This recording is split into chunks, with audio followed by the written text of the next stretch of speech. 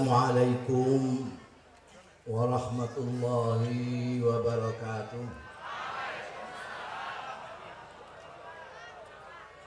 Alhamdulillah nahmaduhu wa nasta'inuhu wa nu'minu bihi wa natawakkalu alaihi wa nastaghfiruhu wa natubu ilaihi wa na'udzu billahi min shururi anfusina wa min sayyiati a'malina may yahdihillahu fala mudilla lahu wa may yudlil fala hadiya lahu wa asyhadu an la ilaha illallah wahdahu la syarika lah wa asyhadu anna muhammadan abduhu wa rasuluh.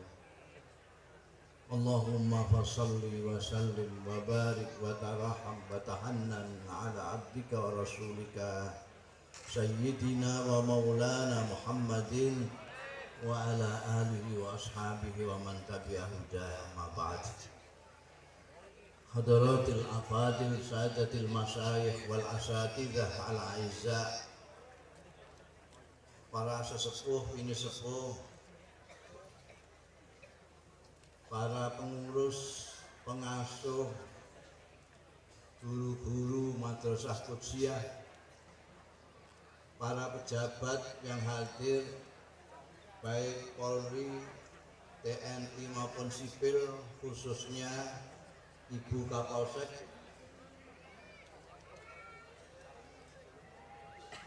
para hadir sekalian, teristimewa keluarga besar Al-Qudsiyah rahimakumullah.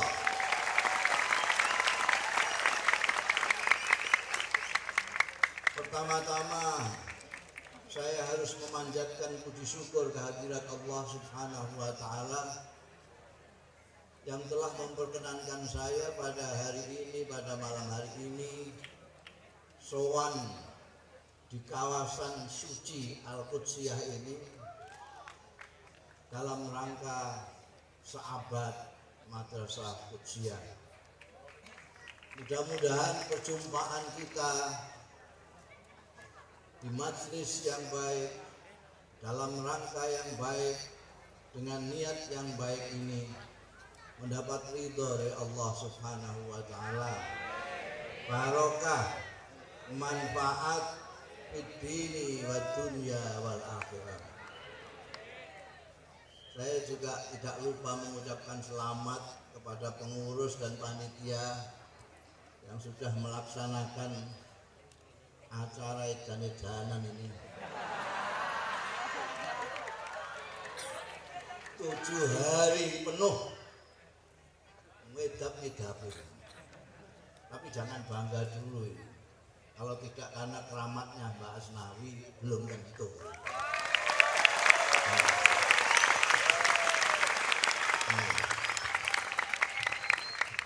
Saya diperintahkan Kiai Najib, dikawal perintahnya itu sampai tadi itu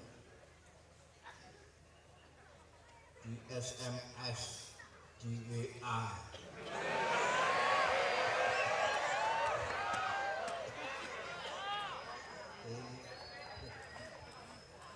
Jadi saya diperintahkan untuk ikut kontribusi pada seabad Madrasah Qudsiyah ini dengan memberikan sari daripada keteladanan, kearifan Allah yarham panjenenganipun Kiai Haji Raden Asnawi yang kita muliakan, yang mendirikan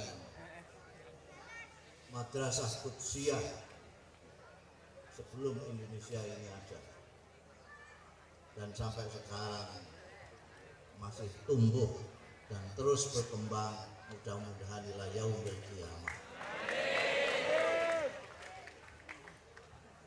Berbicara mengenai tokoh Kiai Haji Raden Asnawi, tentu Anda sekalian yang diutus ini sudah kenal semua beliau, bahwa beliau itu turunannya Sunan Kudus ke-14, turunannya Mbah Munamakin, barang itu kan sampean sudah hafal semua.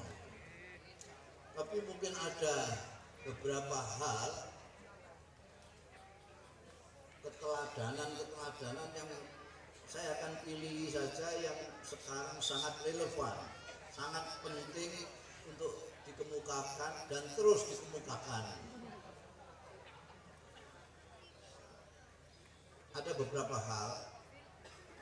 Yang pertama, ini anak-anak santri. Yang pertama adalah kecintaan Kiai Asnawi terhadap ilmu pengetahuan, khususnya ilmu pengetahuan agama. Kalau kita menelusuri sejarah beliau ngaji tidak hanya di satu tempat, tidak hanya di tanah air, tapi di luar negeri. Di luar negeri pun tidak hanya satu syekh, dua syekh. Jadi memburu ilmu dimanapun, sehingga beliau ketika sudah madep sebagai pejuang tanah air ini, pejuang Islam, beliau sudah mempunyai bekal yang mumpuni. Jadi kalau disebut Kiai Haji itu banget pantas saya. Sekarang kan nggak begitu. Ngaji nih gue Kiai Google sedelok. Terus al-mukarram. Terus melete ning dindi dolal dalil. Surat ini, ayat ini, wah, yo, apalagi padahal mau ikut tak. Kiai Asnawi sebelum berdakwah, sebelum ini mempersiapkan diri sedemikian rupa, makanya ilmunya, akarnya, pengaruhnya, santri-santrinya, kader-kadernya tersebar di mana-mana dalam kualitas yang luar biasa. Sebelum beliau mendirikan madrasah, jadi beliau bukan hanya dakwah bilisan dalam arti pidato ke sana kemari. Beliau bahkan meninggalkan jariah yang namanya madrasah Qudsiyah ini, yang dirasakan manfaatnya oleh masyarakat. Itu satu adalah semangat mencari ilmu. Sekarang ini baru sanawiyah sudah merasa capek aku sekolah kok, dari ibtidaiyah kok sampai sanawiyah, kemarin terus boleh bojo.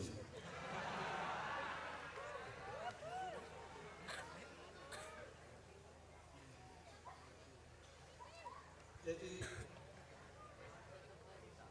mempersiapkan diri. Kedua, ini juga sekarang sedang krisis di tanah air kita, adalah semangat dakwah, atau saya sering menyebut ruhud dakwah. Kiai Asnawi dipicu oleh ruhud dakwah yang dicontohkan dan diajarkan oleh pemimpin agungnya, pemimpin agung kita, Nabi Muhammad Sallallahu Alaihi Wasallam. Ruhud dakwah yang membuat ajaran-ajaran dari Sunan Kudus berlaku sampai sekarang, tidak hanya di Kudus saja.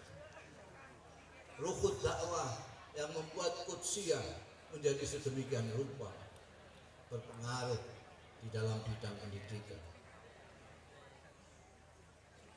Ruhud dakwah ini yang sekarang saya bilang krisis. Bahkan bukan hanya ruhud dakwah krisis, tapi pengertian dakwah itu banyak yang kurang mudeng. Banyak orang yang menganggap bahwa dakwah dengan amal ma'ruf nahi mungkar itu sinonim. Padahal dari segi bahasa, dari segi lafaz itu sudah berbeda.